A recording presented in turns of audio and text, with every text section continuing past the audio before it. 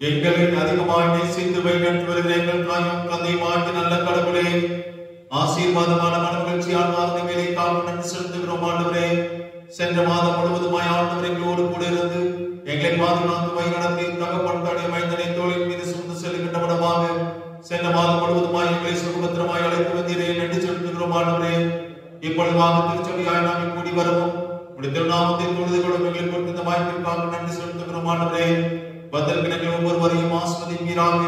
இப்பொழுது வாக்குதாரனை நாங்கள் பாடுகின்ற பாடல்கள், தியானிக்கின்ற வார்த்தைகள், எங்கள் வேண்டுதல் மன்றாடுகள் எல்லாரும் கற்றுத்தாமை ஏற்றுக்கொண்டு எங்களை ஆஸ்வாதத்தோடு அனுப்பும்படியாக நாங்கள் வேண்டுதல் செய்கின்றோம்.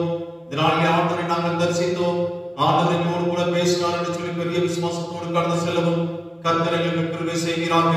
நீரே தானனை பொருட்படுத்திக் கொள்ளும். நீரே மத்திலே தங்கிரும் எங்களோடு கூட பேசும் ஆசீர்வதியும் இறைவன் தான் இயேசு கிறிஸ்துவின் வழியாகவே வேண்டுகிறோம். எங்கள் தாயும் தந்தையுமாகிய நல்ல கடவுளே, ஆமென். இந்த வழிபாட்டின் காரணமாகவும் கடவுளின் திருப்பெயருக்கு மாற்றி உண்டாகும் நாம் அனைவரும் எழுந்திருந்த கிறிஸ்துவ கீர்த்தனைகளில் 185வது கீர்த்தனை பாடலை நாம் யாவரும் மன மகிழ்ச்சியாக நாம் பாடுவோம். கிறிஸ்துவ கீர்த்தனையின் 185வது கீர்த்தனை, இயேசு நேசிக்கிறார், இயேசு நேசிக்கிறார், இயேசு என்னையும் நேசிக்க யான் செய்த என்னமா தவமோ என்கின்ற கீர்த்தனை பாடலை யாவரும் எழுந்து உற்சாகமாக நாம் பார்ப்போம்.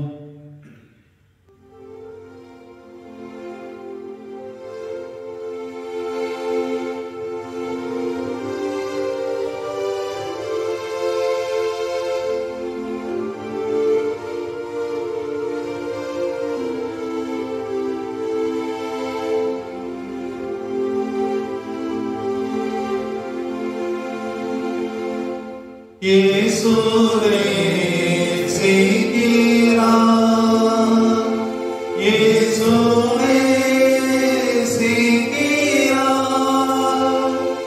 இயேசு நேசிக்கிறார், இயேசு என்னையும் நேசிக்க யான் செய்த என்னமா தவமோ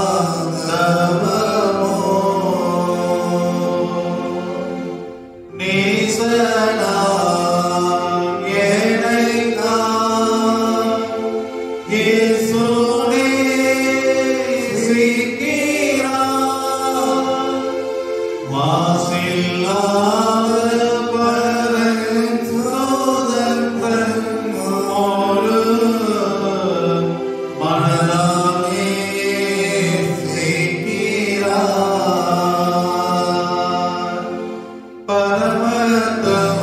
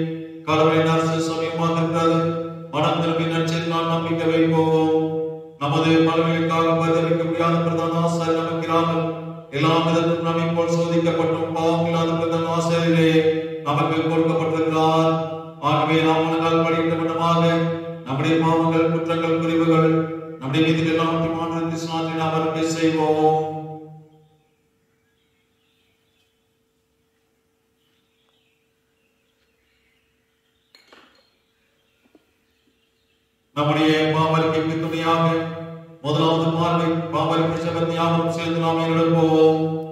சர்வ வல்லமையும் மிகுந்த இரக்கமுள்ள பிதாவே, தப்பி போன ஆடுகளைப் போல நாங்கள் வழியை விட்டு வழியை அடைந்து போனோம். எங்கள் யோசனைகளுக்கும் விருப்பங்களுக்கும் மிகவும் நடந்தோம். முதல் பரிசுத்த தக்கவர்களை உதவுமாய் குற்றம் செய்தோம். செய்யத்தக்கவர்களை செய்யாமல் செய்யத்தக்கவர்களை செய்து வந்தோம்.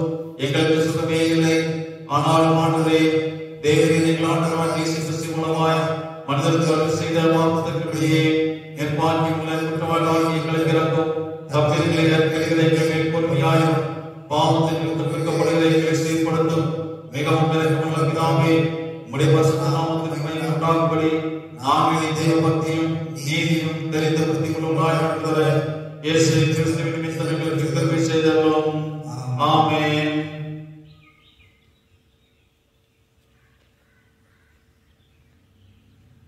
சர்வ வல்லமையும் மிகுந்த இரக்கமுள்ள ஆண்டவர் மன்னிப்பையும் பாவ நிமித்தம் நமக்கு கட்டளையிட்டருளி வாழ்க்கையை சீர்படுத்துவதற்கான காலத்தையும் தமது பரிசுத்த ஆவியின் கிருபையையும் தேர்தலையும் தந்தருமாறாக. ஆமென். ஆண்டவரை துதியுங்கள். தொடர்ந்து நாம் ஜெபம் செய்வோம். எங்களை அதிகமாய் நேசித்து வழிநடத்துவதில் எங்கள் தாயும் தந்தையுமாகிய நல்ல கடவுளே, ஆசீர்வாதமான மனமகிழ்ச்சியால் தாமதங்களை நன்றி செலுத்துகிறோம். ஆண்டவரே, இப்பொழுது மாவட்டங்கள் திருச்சபையாய் கூடி வரவும் உடைய திருநாமத்தை தொழுது கொள்ளும் எங்களை கொடுத்த வாய்ப்பிற்காக நன்றி செலுத்துகிறோம். ஆண்டவரே, வந்திருக்கிற எங்கள் ஒவ்வொருவரையும் ஆஸ்வதிப்பீராக. குறிப்பாக திருச்சபையாக கூடி வந்த மக்களாய் நாங்கள் எங்கள் தேசத்திற்காக நாங்கள் வேண்டிக் கொள்கிறோம். கர்த்தாவே, அன்பின் ஆண்டு தாங்கள் தேசத்தின் தலைவரை கற்று ஆஸ்வதிப்பீராக.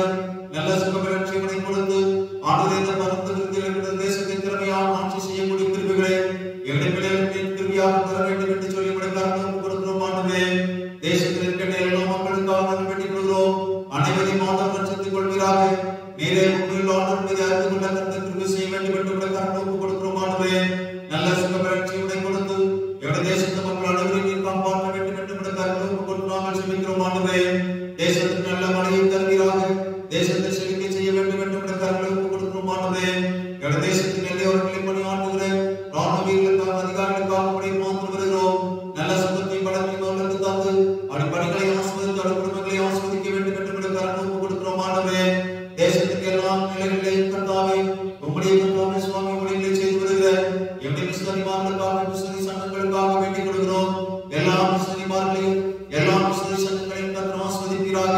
30,000 60,000 100,000 பலன் கொடுக்கத்தக்கதாக ஆண்டவர் கிருபை செய்ய வேண்டும் என்று கருத்து கொடுக்கிறோம். ஆண்டவரே, தேசத்தில் இருக்கின்ற ஏழை எளிய மக்களுக்காக மாற்று வருகிறோம்.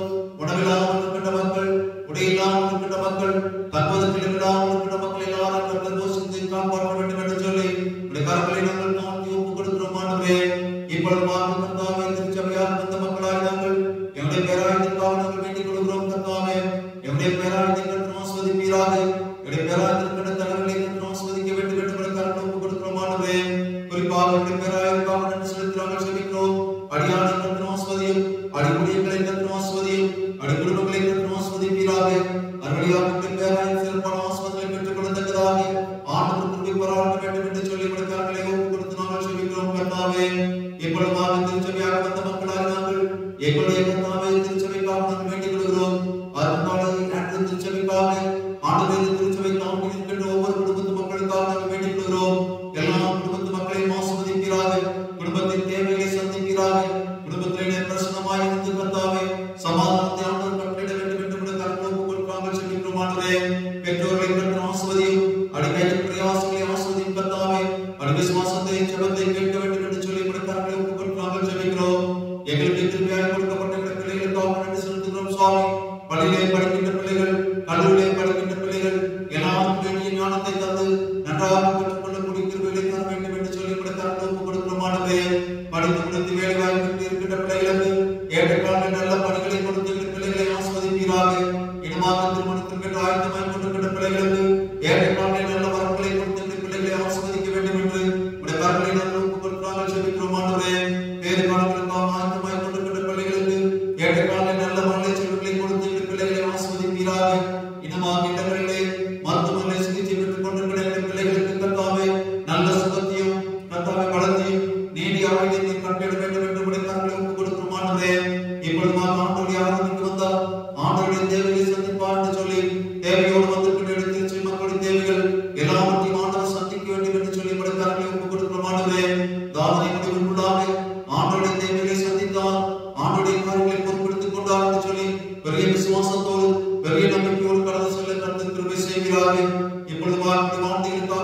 அமர்ந்திருக்கிறோம். கர்த்தாவே சொல்லும் அடியை கேட்கிறேன் என்று சொல்லி கீழ்ப்படிதலோடு அமர்ந்திருந்த கர்த்தாவே சாமுவேலைப் போல நாம் உடைய வார்த்தைகளை திருப்பியாக கேட்க கீழ்ப்படியோடு கேட்க கர்த்தர் கிருபை செய்ய வேண்டும் என்று கருணை ஒப்புக் கொடுக்கிறோம். ஆண்டவரே, மனிதனுடைய சத்தத்தை அல்ல, உம்முடைய வார்த்தைகளை நாங்கள் கேட்டவர்களாய் உம்முடைய பிள்ளைகளாய் நாங்கள் வாழ கர்த்தர் கிருபை செய்கிறார்கள். நீரே தாமே பொறுப்படுத்திக் கொள்ளும், நீரே மத்தியில் தங்கிடும், எங்கள் ஒவ்வொருவரையும் ஆசீர்வதித்து வழி அனுப்பும். இறைமைத்தன் இயேசு கிறிஸ்துவின் வழியாகவே வேண்டுகிறோம் எங்கள் தாயும் தந்தையும் ஆகிய நல்ல கடவுளே, ஆமென். திருமறை பாடல் வாசிக்க கேட்போம். இன்றைய ஓய்வு நாளுக்கு வாசிக்கக்கூடிய கொடுக்கப்பட்ட வேதபாடம் லூக்கா 10ஆம் அதிகாரம் வசனங்கள் 25 முதல் 35 முடிய. லூக்கா 10:25 முதல் 35 முடிய. அப்பொழுது நியாயசாஸ்திரி ஒருவன் எழுந்திருந்து அவரை சோதிக்கும்படி போதகரை நித்திய ஜீவனை சோதித்துக் கொள்ளும்படிக்கு நான் என்ன செய்ய வேண்டும் என்று கேட்டான். அதற்கு அவர் நியாயப்பிரமாணத்தில் என்ன எழுதியிருக்கிறது, நீ வாசித்திருக்கிறது என்ன என்றார். அவன் பிரதித்திரமாக, உன் தேவனாகிய கர்த்தரிடத்தில் உன் முழு இருதயத்தோடும் உன் முழு ஆத்மாவோடும் உன் முழு பலத்தோடும் உன் முழு சிந்தையோடும் அன்பு கூர்ந்து உன்னிடத்தில் அன்பு கூறுவது போல பிறனிடத்திலும் அன்பு கூறுவது என்று எழுதியிருக்கிறது என்றார். அவர் அவரை நோக்கி, நிதானமாய் உத்தரவு சொன்னாய், அப்படியே செய், அப்பொழுது பிழைப்பாய் என்றார்.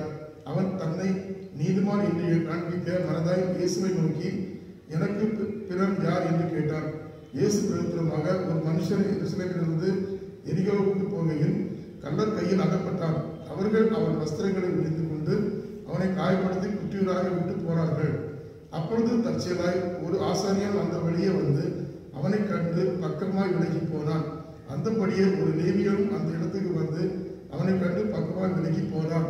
பின்பு சமாரியன் ஒருவன் பிரயாணமாய் வருகையில் அவனை கண்டு மனதுருகி கிட்ட வந்து அவனுடைய காயங்களை எண்ணெயும் திராட்சரசமும் பார்த்து காயங்களை கட்டி அவனை தன் சுய வாகனத்தின் மேல் ஏற்றி சத்திரத்தை கொண்டு போய் அவனை பராமரித்தான். மறுநாளிலே தான் புறப்பட்ட போது 2 பணத்தை எடுத்து சோதரத்தான் கையில் கொடுத்தது, நீ இவனை விசாரித்துக் கொள், அதிகமாக ஏதாயும் இவனுக்காக செலவழித்தால் நான் திரும்பி வரும்போது அதை உனக்கு தருவேன் என்றான். வாசிக்கும்படியாக கொடுக்கப்பட்ட வேதபாடம் வாஸ்தாயித்து. தேவனுக்கு நோக்கி மகிமை உண்டாவதாக. இறைமைந்தன் இயேசு கிறிஸ்துவின் திருப்பெயரிலே அன்பான திருச்சி மக்கள் யாவருக்கும் காலை வாழ்க்கை நான் தெரிவித்துக் கொள்கின்றேன்.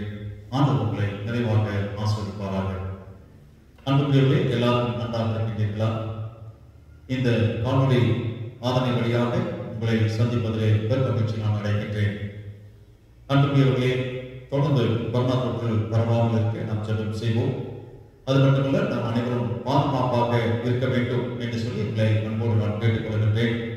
சமூக இடைவெளியை நாம் கடைபிடிக்கின்ற மக்களாக நாம் இருக்க வேண்டும். அன்பார்களே, இந்த புதிய மாதத்திற்காக ஆண்டவருக்கு நாம் நன்றி செலுத்துவோம். சென்ற மாதம் முழுவதும் ஆண்டவர் நம்முடன் இருந்து நம்முடைய தேவைகளை சந்தித்து நம்மை பாதுகாத்து வழிநடத்தி வந்த ஆண்டவருக்கு நாம் நன்றி செலுத்துவோம். இந்த புதிய மாதம் நம் அனைவரையும் ஆண்டவர் புதிய விதங்களிலே ஆஸ்வதிப்பாராக. புதிய கிருபைகள், புதிய நன்மைகள், புதிய ஆசீர்வாதங்கள், புதிய பாதுகாப்பு என்று சொல்லி புதிய விதைகளே ஆண்டவர் இந்த மாதம் முழுவதும் நம்மை வழிநடத்துவாராக என்று சொல்லி உங்கள் ஆயிரத்தை நான் உங்கள் அனைவரையும் மீண்டும் ஒரு முறை நான் வாழ்த்துகின்றேன். அன்பாக ஒரு சிறிய அறிவிப்பை தொடர்ந்து அலுவலைக்குள்ளாக கடந்து செல்லலாம் என்று நான் நினைக்கின்றேன். அன்பார்களே, இம்மாதம் 10ஆம் தேதி தோத்திர பண்டிகை நடைபெறும் என்பதை நாம் யாவரும் அறிந்திருக்கின்றோம். ஆனால் காலத்தின் சூழ்நிலையின் காரணமாக நடத்தர இயலாத என்பதையும் உங்களுக்கு நான் அறிவிக்க விரும்புகின்றேன். அன்பார்களே, அதற்கு பதிலாக இம்மாதம் 11, 12, 13 ஆகிய தேதிகளில் நாம் அனைவரும் குடும்பமாக திருச்சபைக்கு வருகை தந்து நாம் ஆலயத்திலே ஜெபம் செய்து ஆண்டவர் செய்த நன்மைகளை எல்லாவற்றையும் நாம் எண்ணி பார்த்தவர்களாக நம்முடைய தோத்திர காட்சிகளை படைத்து, ஒருவேளை நீங்கள் திருவிருந்து எடுக்க விருப்பம் தெரிவிப்பீர்கள் என்று சொன்னால் 1024 திருவிருந்தோடு நீங்கள் ஆலயத்திற்கு கடந்து செல்லலாம் என்பதையும் உங்களுக்கு நான் தெரிவிக்க விரும்புகின்றேன். ஆகவே அன்புக்குரியவர்களே, வழக்கமாக அக்டோபர் மாதம் 10ஆம் தேதி தோத்திர பண்டிகையினுடைய செய்தியை நம்முடைய சிறப்பு விருந்திற்காக அழைக்கப்பட்ட டாக்டர் ஜோஸ்மா ஞானசேகரன் முதல்வர் CSI பொறியியல் கல்லூரி கேத்தி அவர்கள் நமக்கு வழங்குவார்கள் என்பதையும் உங்களுக்கு நான் தெரிவிக்க விரும்புகின்றேன். அன்புக்குரியவர்களே, உங்களோடு கூட நான் அலைபேசியிலே நான் தொடர்பு கொண்ட போது திருச்சி மக்கள் அனைவரும் அவளாக நீங்கள் பேசினீர்கள், அன்பாக நீங்கள் பேசினீர்கள். எங்களுடைய குடும்பத்தை, ஆயிரம் குடும்பத்தை நீங்கள் விசாரித்தீர்கள். அதோடு தொடர்ந்த அலைபேசியிலே பேசுகின்ற போது உங்களுடைய குடும்பத்தின் காரியங்கள் எல்லாவற்றையும் நான் அறிந்து கொள்வதற்கு அது பேருதவியாக இருந்தது. தொடர்ந்து ஆலயம் திறக்கின்ற வரையிலே இதே தொடர்பிலே நாம் இருக்க வேண்டும் என்று சொல்லி உங்களை அன்போடு நான் கேட்டுக்கொள்கிறேன். தொடர்ந்து நம்முடைய தேசத்திற்காக, நம்முடைய திருச்சபைக்காக, திருச்சபை குடும்பங்களுக்காக நாம் ஜெபம் செய்ய வேண்டியது நம்முடைய கடமையாக இருக்கிறது. ஜெபத்தை விட்டுவிடாமல் நீங்கள் ஜெபத்திலே உறுதியாய் தரித்திருக்க அன்போடு நான் வேண்டிக் கொள்கிறேன். சீக்கிரமாக ஆலயங்கள் திறக்கப்படும். நாம் அனைவரும் சந்திப்போம், ஆண்டவரை தொழுது கொள்வோம் என்பதிலே எந்த விதமான சந்தேகமில்லை. அன்பார்களே, இப்பொழுது நாம் செய்திக்குள்ளாக நாம் கடந்து செல்வோம். தலைகளை தாழ்த்தி கண்களை மூடி ஆண்டவரை நோக்கி நாம் பார்ப்போம். ஆண்டவரே, நீர் என்னோடு கூட பேச வேண்டும். உம்முடைய வார்த்தைகளை நீர் எனக்கு தாரும் ஆண்டவரே. உம்முடைய வார்த்தைகளை நான் கேட்டு உம்முடைய பிள்ளையாகவே நான் வாழ ஆண்டவரே நீர் எனக்கு உதவி செய்ய வேண்டும் என்று சொல்லி ஆண்டுடைய சன்னிதானங்களை எதிர்பார்ப்போடு ஜெபத்தோடு நாம் காணப்படுவோம்.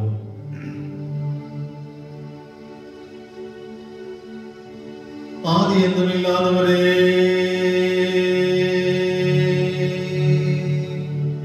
ஆனந்த ஜோதியே, அருள்மயமானவரே,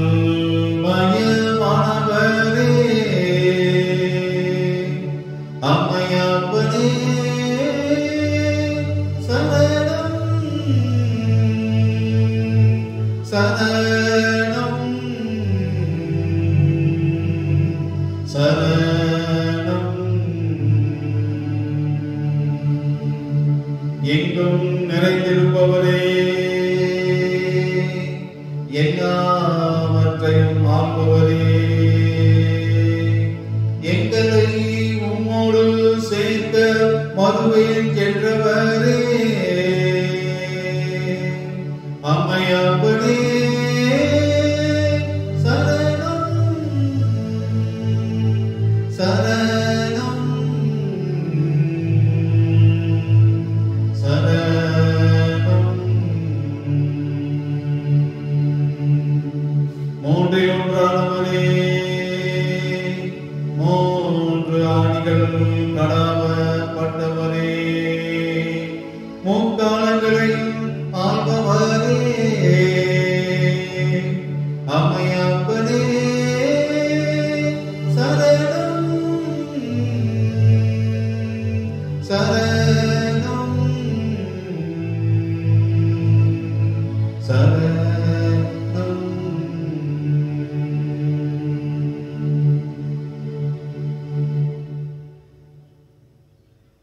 என் கண்மலையும் என் மீட்பருமாகிய கர்த்தாவே, என் ஆவின் வார்த்தைகளும் இங்கே கூடியிருக்கிற ஒவ்வொருடைய இதயத்தின் தியானங்களும் உம்முடைய சன்னிதானத்திலே ஏற்படுகளாக இருப்பதாக. ஆமென். அமர்வோம். இறைவன் இயேசு கிறிஸ்துவின் திருப்பெயரிலே அன்பான கிறிஸ்தவ மக்கள் அனைவருக்கும் காலை வாழ்க்கையை நான் தெரிவித்துக் கொள்கிறேன். ஆண்டவர் நிறைவாக உங்களை ஆசீர்வதிப்பாராக. அன்பானவர்களே, இன்றைக்கு இறைமக்கள் ஞாயிறாக நாம் கொண்டாட வேண்டியது அவசியமாக இருக்கிறது. இன்றைக்கு இறைமக்கள் ஞாயிறு என்று இந்த ஞாயிற்றுக்கிழமையை நாம் அமிதமாக அழைக்கின்றோம். அது மட்டுமல்ல, இந்த நாளிலே நம்முடைய சிந்தனைக்காக நம்முடைய திருச்சபை நமக்கு கொடுத்த தலைப்பு என்ன என்று சொல்லி பார்க்கின்ற வகையிலே இறைமக்களின் திருப்பணி என்கின்ற தலைப்பின் கீழாக நாம் சிந்திக்க வேண்டும். அந்நாட்டிலே மினிஸ்ட்ரி ஆஃப் த லைட்டி என்கின்ற தலைப்பின் கீழாக நாம் சிந்திக்க வேண்டும். அந்நாட்டிலே திருச்சபையிலே நாம் பார்க்கின்ற போது 1000 இறைமக்கள் என்கின்ற பிரிவு இன்றைக்கு இருப்பதை நாம் பார்க்கின்றோம். இந்த பிரிவு ஆதி திருச்சபையிலே இல்லை என்பதை நாம் அறிந்து கொள்ள வேண்டும். சீடர்கள் வசனத்தை போதிப்பதிலேயும் ஜெபிப்பதிலேயும் தனித்திருந்தார்கள். ஆனால் பிற மக்கள் ஆலயத்தில் இருக்கின்ற ஏழை எளிய மக்களை கவனிப்பதற்காக நியமிக்கப்பட்டார்கள். இந்த பிரிவுதான் ஆதி திருச்சபையிலே காணப்பட்டது என்பதை நாம் அறிந்து கொள்ள வேண்டும். ஆனால் அன்புக்குரியவர்களே, கிசேரோஸ் என்று சொல்லப்படுகின்ற கிரேக்க பதத்திற்கு கிளர்ச்சி என்கின்ற பொருள் ஆங்கிலத்திலே கொடுக்கப்பட்டிருக்கிறது. அதாவது தமிழில் பார்க்கின்ற போது அருட்பொழிவு பெற்றவர் என்று அதற்கு பெயர் கொடுக்கலாம். லேயாஸ் என்று சொல்லப்படுகின்ற கிரேக்க பதத்திற்கு லேட்டி என்கின்ற ஆங்கில பொருள் அமிதமாக வருகிறது. அதற்கு பார்க்கின்ற போது இறைமக்கள் என்கின்ற பொருள் அதற்கு கொடுப்பதையும் நாம் பார்க்கின்றோம்.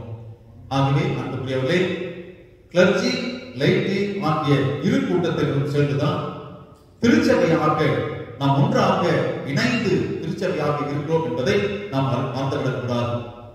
அன்புக்குரியவர்களே, கிளர்ச்சி என்கின்ற அதாவது அருள்மொழி பெற்றவராக இருப்பவர் திருமக்கள் அல்லது இறைமக்கள் அந்த கூட்டத்திலிருந்து தான் எடுக்கப்படுகிறது என்பதையும் நாம் அறிந்து கொள்ள வேண்டும். ஆகவே திருச்சபைக்கு இறைமக்கள் லைட்டி என்று சொல்லப்படுகின்ற இறைமக்கள் மிகவும் முக்கியமானவர்கள் என்பதை நாம் அறிந்து கொள்ள வேண்டும். ஆகவே இறைமக்கள் இல்லாமல் திருப்பணி நம்மால் மாற்ற முடியாது. இறைமக்கள் தான் திருப்பணிக்கு முதுகெலும்பாக இருக்கின்றார்கள் என்பதை நாம் மறந்துவிட முடியாது. ஆகவே இந்த நாள் இறைமக்கள் ஞாயிறாக நாம் அனுசரிப்பது சால பொருந்தும் என்பதிலே எந்த விதமான சந்தேகமில்லை. ஆகவே அன்புக்குரியவர்களே, இறைமக்களின் திருப்பணி என்கின்ற தலைப்பின் கீழாக நாம் இந்த காலங்களிலே நாம் சிந்திக்க அழைக்கப்படுகின்றோம். அன்பார்களே, ஒரு நடந்த நிகழ்ச்சியை முன்பாக வைக்க நான் விரும்புகின்றேன். என்னவென்றால், ஒரு 30 அல்லது 40 ஆண்டுகள் நீங்கள் பின்னோக்கி நீங்கள் செல்வீர்கள் என்று சொன்னால், மக்கள் மத்தியிலே பார்க்கின்ற போது ஆயர் என்பவர் மிக மிக முக்கியமானவராக அவர் காணப்படுகின்றார். அப்பொழுது ஒரு கிராமத்திலே ஒரு கொலை நிகழ்ந்து வருகிறது.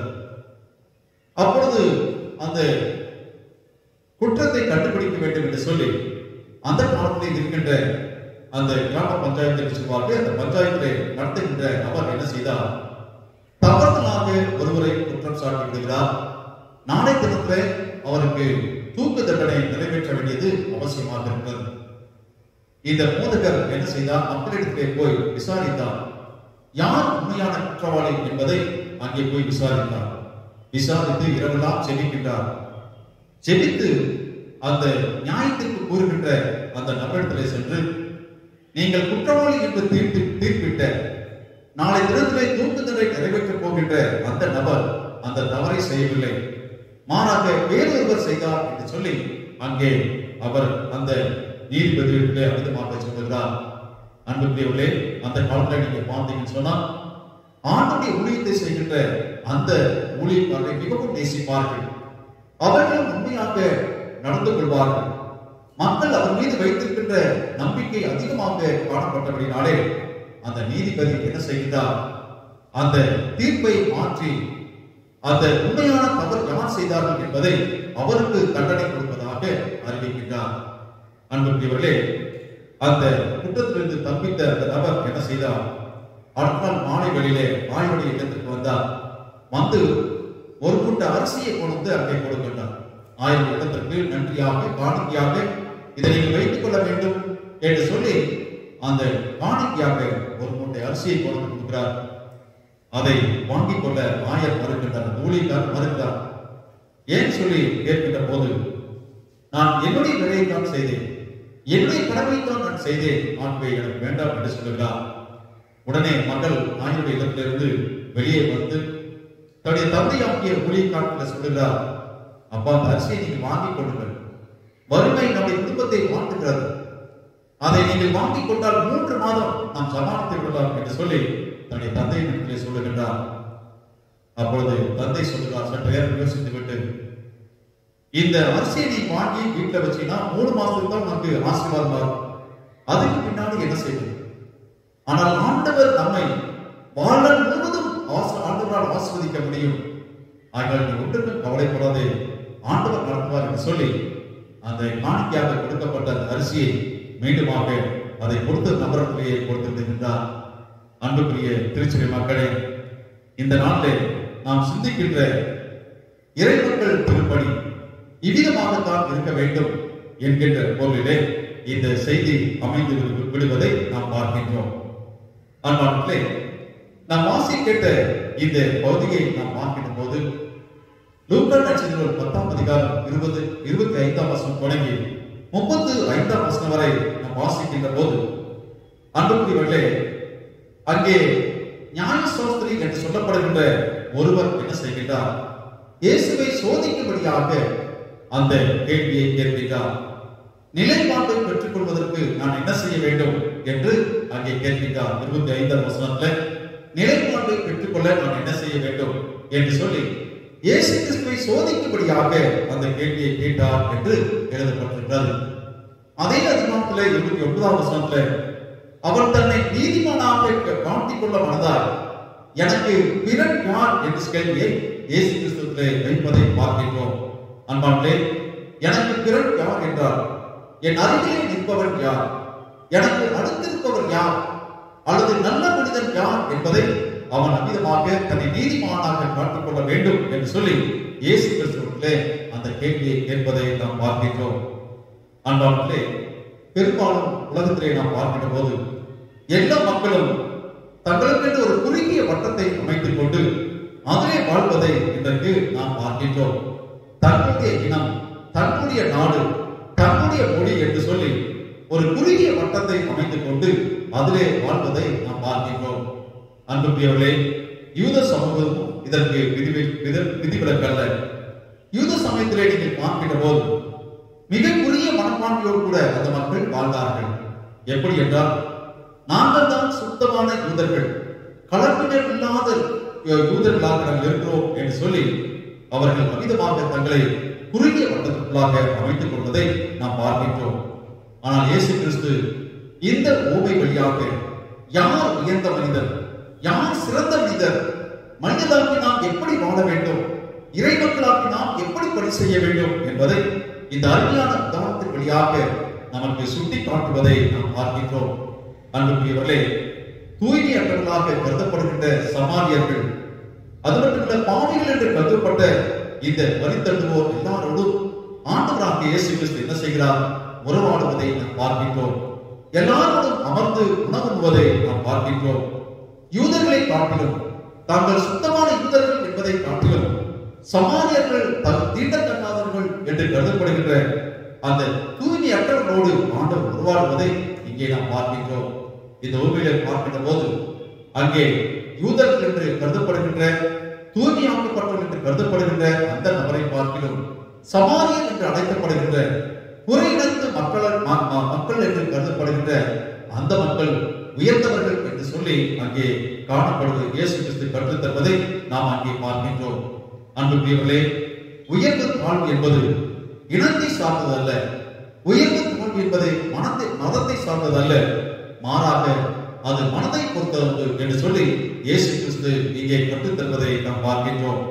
நம்முடைய தேச தந்தை காந்தியடிகள் சொல்லுகின்ற போது, நான் மறுபிறவி எடுக்க விரும்பவில்லை, ஒருவேளை அவ்வாறு நான் மறுபிறவி எடுக்க விரும்பினால் நான் ஒரு தாழ்த்தப்பட்டவனாகவே பிறக்க விரும்புகிறேன் என்று சொல்லி காந்தியடிகள் அமிதமாக சொன்னாராம்.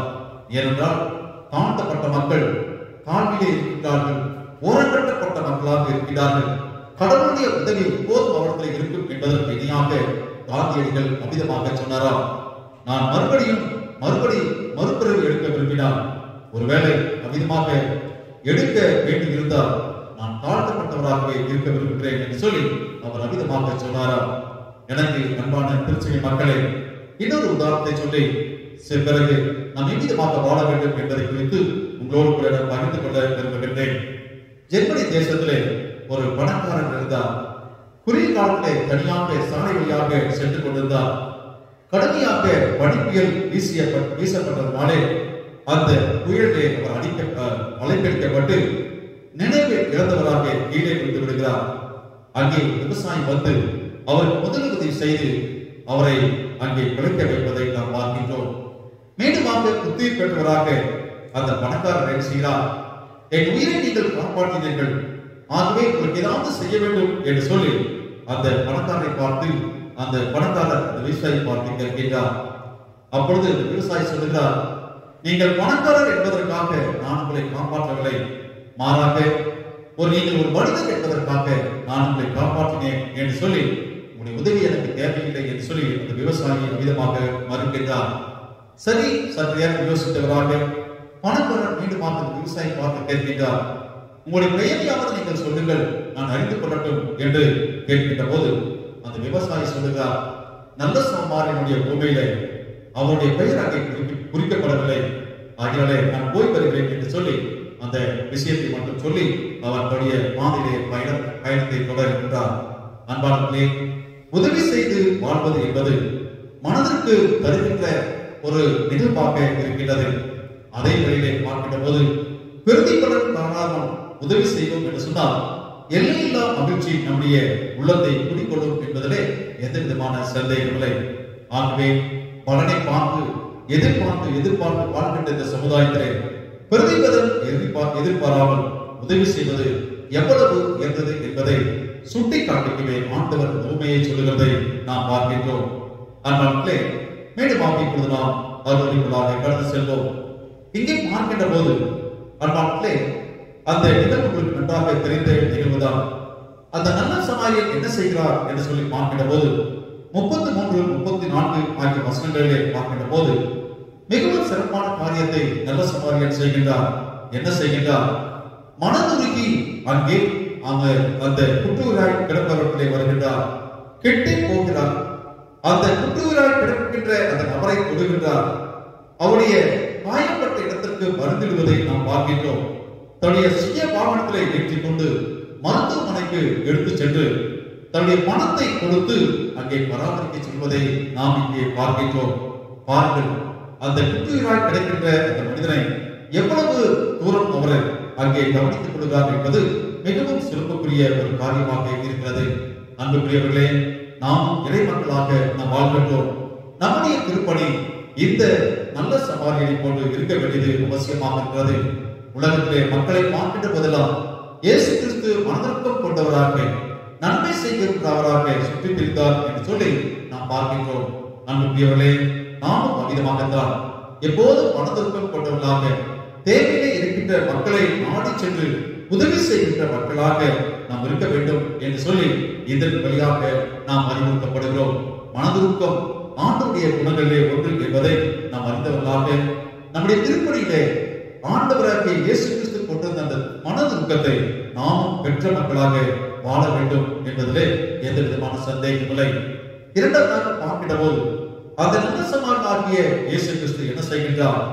அந்த குற்றூராய் கிடந்த அந்த நபரை தொடுகிறார். இந்த குற்றூராய் கிடக்கின்ற இந்த நபர் எப்படிப்பட்டவர் என்று சொல்லி அங்கே யோசிக்கவில்லை. அவர் தீண்டுப்பட்டவர் என்று சொல்லி ஒதுக்கி போகவில்லை. மாறாக தீண்டாமை நிறைந்த உலகத்திலே அவர் அமிதமாக இல்லாதபடி அங்கே அவரை தொட்டு குணமாக்குவதை நாம் பார்க்கின்றோம்.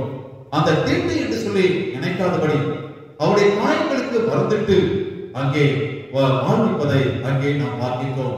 அன்புக்குரியவர்களே, இன்றைக்கு நம்ம இந்திய தேசத்திலே பார்க்கின்ற போது ஜாதி பிரச்சனைகள் இன்றைக்கு அதிகமாக இருக்கிறது. கீழ் சாதி மேல் சாதி என்கின்ற வேறுபாடுகள் இன்றைக்கு நிறைவாக இருப்பதை நாம் பார்க்கின்றோம்.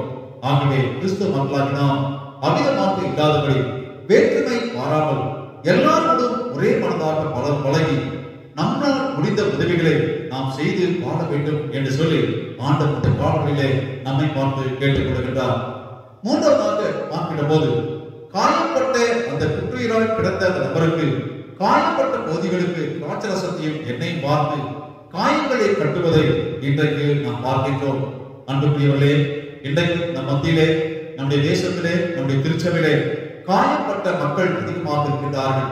பாவத்தினாலே, இனமாக சாபத்தினாலே, பல்வேறு வியாதியினாலே, மனிதனுடைய வார்த்தையினாலே பட்ட காயங்கள் கொண்ட மக்கள் இன்றைக்கு அதிகமாக நம் மத்தியிலே காணப்படுவதை நாம் பார்க்கின்றோம்.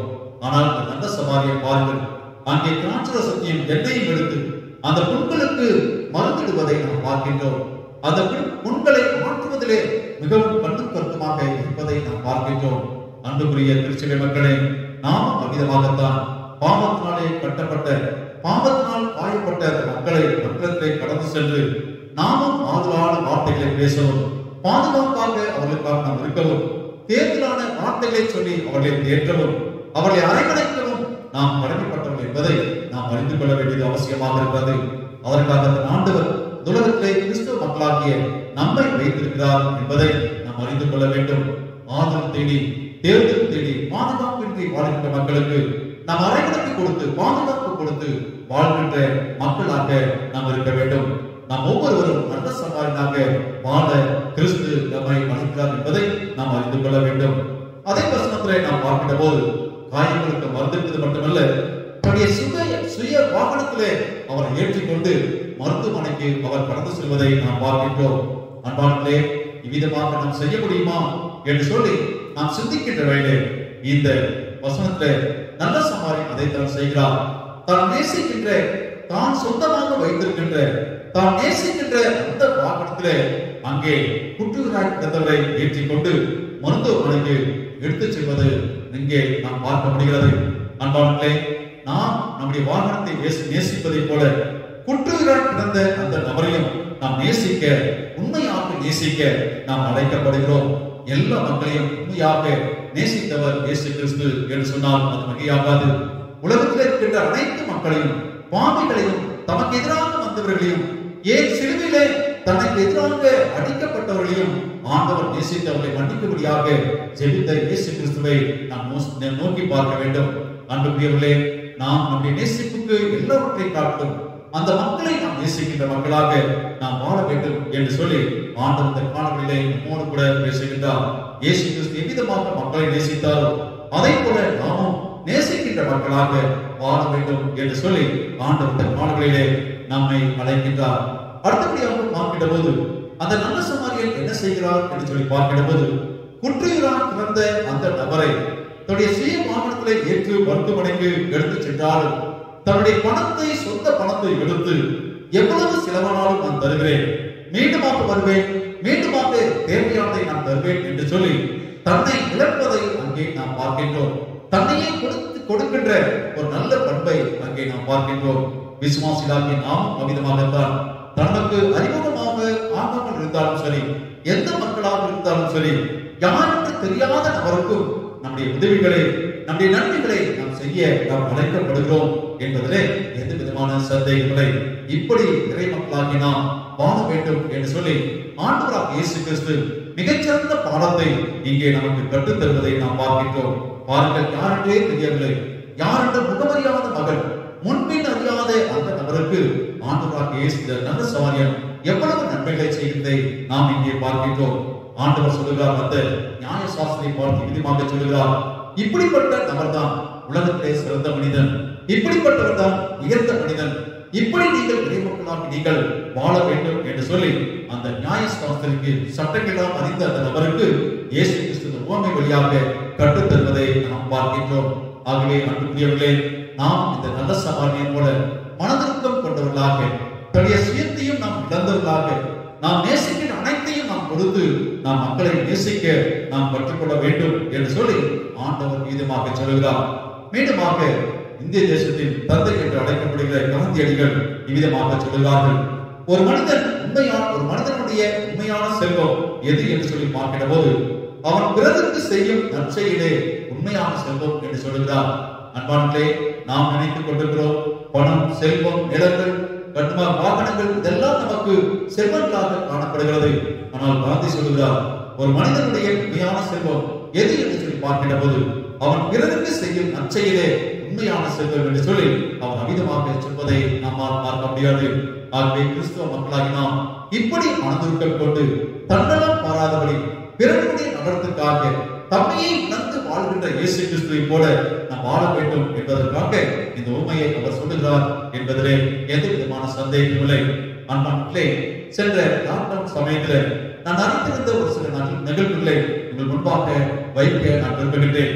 இந்த நல்ல சமாரியர்கள் இன்றைக்கும் இருப்பதை நம்மால் உணர முடிகிறது.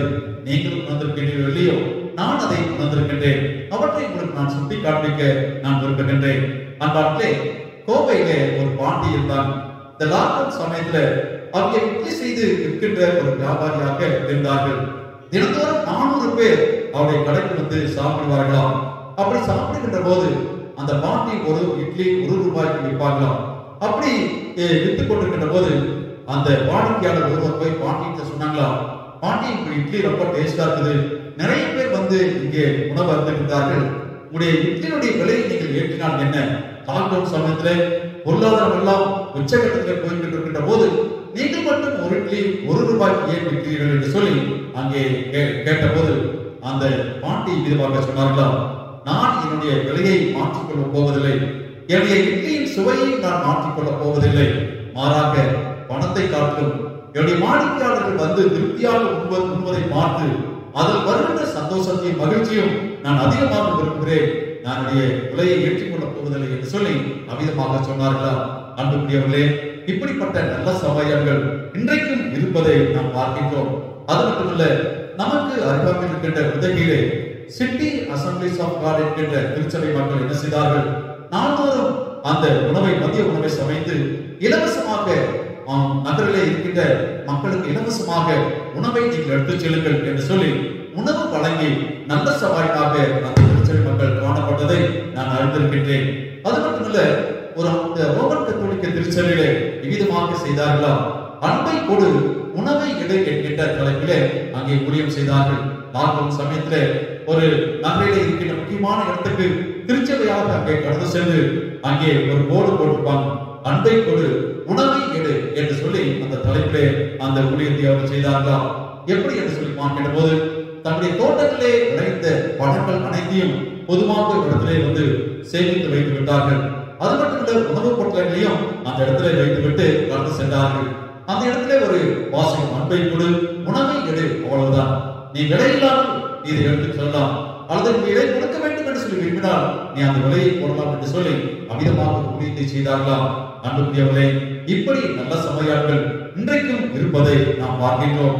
ஆகவே இயேசு கிறிஸ்துவை பின்பற்றுகிற மக்களாக நாம், கிறிஸ்துவை விசுவாசிக்கின்ற மக்களாக நாம் எப்போதும் மனதுக்கம் கொண்ட மனநிலையிலே நாம் காணப்பட வேண்டும். பிரதிபலன் பாராமல் எப்போதும் நான் பணி செய்து கிடப்பதே என்னுடைய நிலைமை என்கின்ற நிலையிலே நாம் மக்களுக்காக பணி செய்கின்ற அழைக்கப்பட்டவன் என்பதை நம் ஞாபகத்திலே வைத்துக் கொள்ள வேண்டும். இயேசு கிறிஸ்துவை போல, இந்த நல்ல சமாரியனை போல நாம் வாழ அழைக்கப்படுகிறோம் என்பதிலே எந்த விதமான சந்தேகமில்லை. அன்புக்குரியவர்களே, இப்படி நாம் வாழ்ந்தால் உலகம் இப்படி வாழ்கின்ற மக்களால் தான் இன்றளவும் உலகம் இயங்கிக் கொண்டிருக்கிறது என்பதை நம் யாவரும் அறிந்து கொள்ள வேண்டும். ஆகவே இயேசு கிறிஸ்துவை போல நல்ல சவாரினாக நாம் வாழ அழைக்கப்படுகிறோம். ஒரே ஒரு காரியத்தை சொல்லி நான் நிறைவு செய்ய விரும்புகின்றேன். இதை கொண்டு நீங்கள் நல்ல சமாரியுடைய கதையின் விரிவாக்கம் என்று கூட நீங்கள் அதை வைத்துக் கொள்ளலாம். குட் சமாரிட்டன் எக்ஸ்டென்ஷன் என்கின்ற அந்த தலைமையும் நீங்கள் சேர்த்துக் கொள்ள வேண்டும் என்று சொல்லி நான் ஆசைப்படுகிறேன். என்னவென்றால், இந்த நல்ல சமாரியன் அங்கே மருத்துவமனையிலே சேர்த்து எல்லாவற்றையும் அங்கே கொடுக்கின்றார். அவனை காய்களெல்லாம் கட்டி மீண்டுமாக அவனை வீட்டுக்கு அனுப்பி விடுகிறார். மீண்டுமாக இந்த நல்ல சமாரியன் சில நாட்கள் கழித்து என்ன செய்கின்றார்? அந்த அடிப்பட்ட இடத்துக்கே அங்கே வருகின்றார். அங்கே வந்து என்ன செய்கிறார்? அந்த கிராமத்துக்குள்ளே போகின்றார். கிராமத்துக்குள்ளாக கடந்து சென்று சில வாலிபர்களை திரட்டி அங்கே வருகின்றார். வாலிபர்களை திரட்டி அந்த வாலிபர்களை என்ன சொல்கிறார் என்று சொல்லி பார்க்கின்ற போது, இந்த குற்றுயிராய் கிடந்த இந்த நபரை போல இந்த நிகழ்வு இனிமேல் இந்த கிராமத்திலே நடைபெறக்கூடாது என்று சொல்லி அந்த மக்கள், அந்த வாலிப உள்ளங்களுக்கு பயிற்சி அளிக்கின்றார். அந்த குற்றமே நடைபெறாத கிராமமாக அதை மாற்றி விடுகிறார். அன்புக்குரியவர்களே, கிறிஸ்துவ மக்களாகி நாமும் அமிதமாகத்தான் திருச்சபை மக்களை அதை பயிற்றுவிப்பதும் அதற்குரிய துணிச்சலை நாம் கொடுக்கவும் நாம் அழைக்கப்படுகிறோம். தவறே செய்யக்கூடாத அளவுக்கு மக்களை பயிற்றுவிப்பதும் திருச்சபை மக்களாகிய இறை மக்களாக நம்முடைய கடமையாக இருக்கிறது. நல்ல சமார் எவ்விதமாக துணிச்சலாக சென்று அந்த இளைஞர்களை பயிற்றுவித்து குற்றம் இல்லாத ஒரு கிராமமாக மாற்றினாரோ, அதே போல கிறிஸ்துவ மக்களாக நாமும் எல்லாருக்கும் எல்லாமாக அந்த குற்றங்கள் நடைபெறாமல் எல்லாரும் மகிழ்ச்சியாக வாழ வேண்டும், எல்லாரும் பாதுகாப்பாக இருக்க வேண்டும் என்று சொல்லி அந்த நல்ல சமாரியான் செய்ததை போல இன்றைக்கும் நம்முடைய தமிழக அரசை இன்றைக்கு நாம் பாதுகாக்க வேண்டும். எப்படி என்று சொன்னால், பாதுகாப்பற்ற நிலையை நாம் பார்க்கின்றோம். நீங்கள் செய்தித்தாளை பார்த்தீங்கன்னு சொன்னால் அங்கு எங்கு பார்த்தாலும் கொலைகள், தற்கொலைகள், மக்கள் பாதுகாப்பு இல்லாமல் வாழ்கின்ற ஒரு சூழ்நிலையிலே தமிழக அரசு எடுத்த ஒரு முடிவை நீங்கள் பார்க்கிற போது, தமிழகத்தில் இருக்கின்ற எல்லா ரவுடிகளையும் பிடிக்கும்படியாக, சிறையிலே அடைக்கும்படியாக அங்கே சட்டம் இயற்றி இந்த மக்கள் மகிழ்ச்சியாக இருக்க வேண்டும், பாதுகாப்பை உணர வேண்டும், மக்கள் உறுதியோடு வாழ வேண்டும் என்று சொல்லி நம்முடைய தமிழக அரசு எடுத்த அந்த நிலையை நாம் பாராட்ட வேண்டும். இதைத்தான் நல்ல சமாரியான் செய்தார். இதைத்தான் இறை மக்களாக நாமும் செய்ய வேண்டும். மனதிற்கும் கொண்டவர்களாக, பிரதிபலன் பாராதும் தன்னையே இழந்து மக்களுக்காக நாம் பணியாற்ற வேண்டும். அதோடு கூட துணிச்சலோடு கூட குற்றங்கள் எங்கு நடைபெறுகிறதோ அங்கே துணிச்சலோடு தட்டி கேட்கின்ற மக்களாக நாம் காணப்பட வேண்டியது அவசியமாக இருக்கிறது. ஆகவே இவ்விதமாக நாம் வாழ வேண்டும் என்று சொல்லி இன்றைக்கு ஆண்டவர் நம்மோடு கூட பேசுகின்றார். இறை மக்கள் மனதிற்கும் கொண்டவர்களாக வாழ வேண்டும்.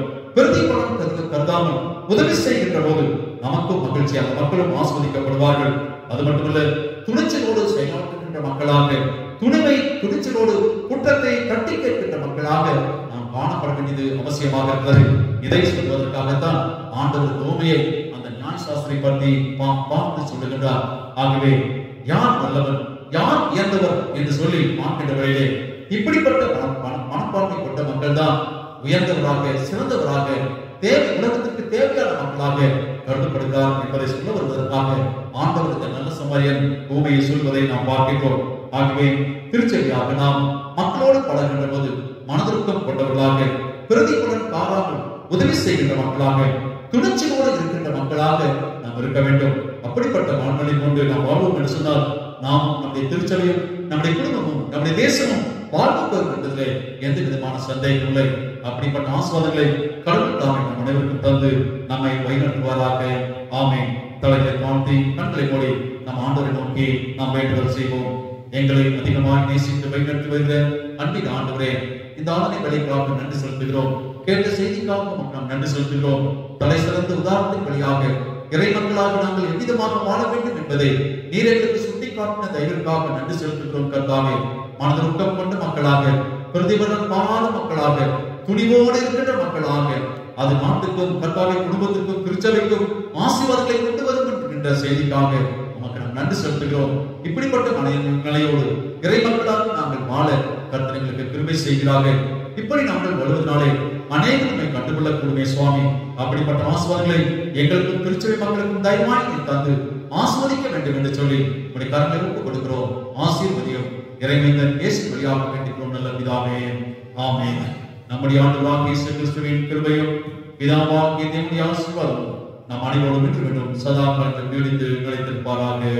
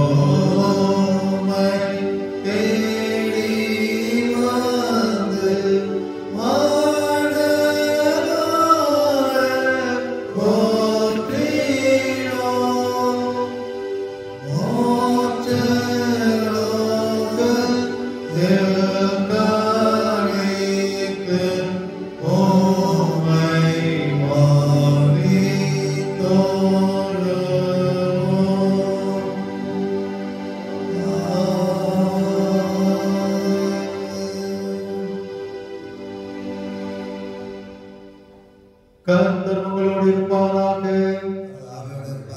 சமாதான